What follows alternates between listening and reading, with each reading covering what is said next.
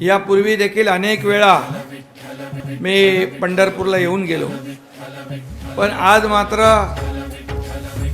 मी तुमचा पुरस्कार आणि हे सगळं वातावरण बघून अगदी मन भरून गेलं होतं आणि खऱ्या अर्थाने एक वेगळी अनुभूती, एक वेगळा अनुभव।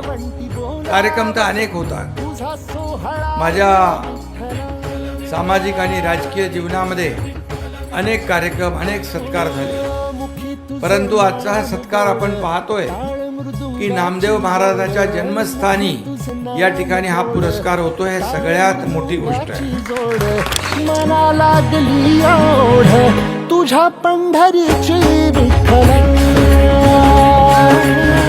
मना लागली ओढ तुझ्या पंढरीची विठ्ठल।